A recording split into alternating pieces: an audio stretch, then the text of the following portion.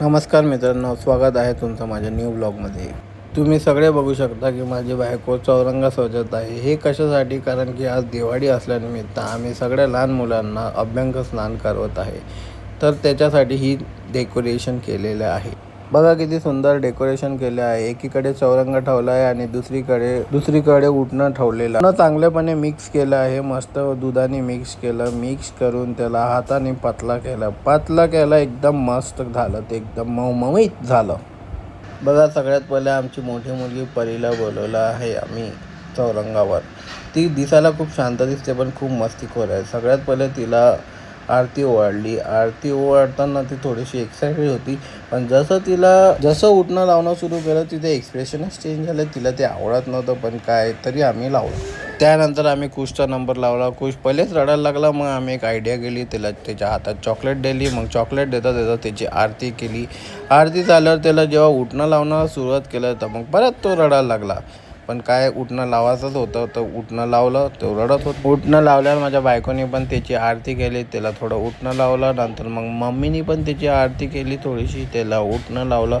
आणि त्यानंतर आपला हिरो आला अन्वित एकदम घाबरला, तर आम्ही त्याला उभंच ठेवलं। उभं असताना त्याने मस्त आरती करायला सुरू केली। आरती करताना तो खूप एक्साइटेड होता, मग तो एकदम अचानक नाचायला लागला। त्याला खूप मजा येत होती, मस्त नाचत होता। नंतर मग जेव्हा उठणं लावणं सुरू केलं तेव्हा तो परत रडायला लागला। त्याला वाटलं हे काय लावत आहे, मला एकदम खडबडीत लावत आहे, मला आवडत नाही आहे आणि तरी हे लावत आहे, तर तो रडायला लागला। तरी त्याच्या मम्मीने जबरदस्ती त्याला लावलं, त्याच्या पायाला लावला, त्याच्या हाताला लावला। मग तो रडत होता, पण आमची बायको काही थांबायला तयार नाही, त्याला लावतच होती। नंतर तिघांचं उठणं झाल्यावर त्यांची तयारी करून दिली। बघा किती हँडसम दिसतंय आणि ही परी किती क्यूट दिसत आहे।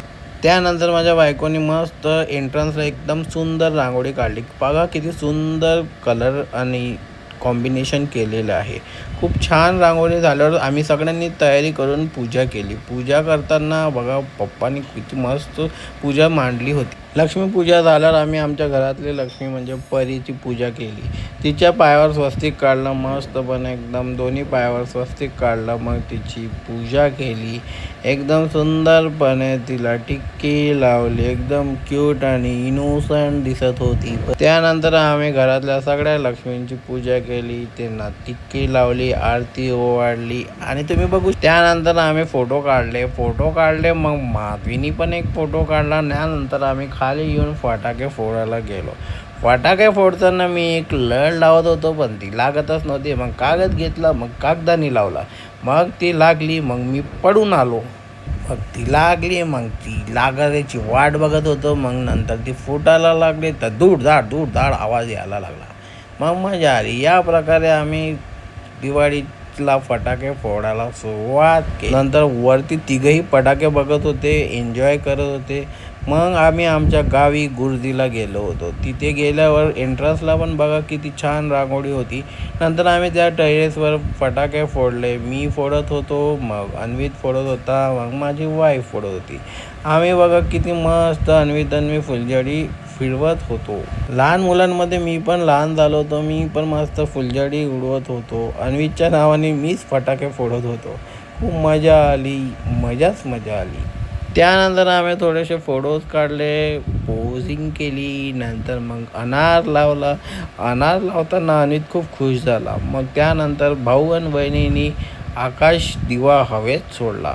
तो जायला खूप वेळ लावत होता, पण तो हळूहळू निघाला त्याच्या घरच्या प्रवासासाठी चाललाच होता। खूप हळूहळू चालला होता, गेला। हवा असल्यामुळे आकाश दिवा खूपच हवेत गेला होता, खूप दूरपर्यंत गेला। त्यानंतर आम्ही सगळे घरी आलो। घरी आल्यावर एकमेकांना शुभेच्छा देऊन आम्ही हा ब्लॉग संपवतो। तुम्हा सगळ्यांना दिवाळीच्या हार्दिक शुभेच्छा। तुम्ही या ब्लॉगमध्ये नवीन असाल तर लाईक, सबस्क्राईब आणि फॉलो करा। थँक्यू।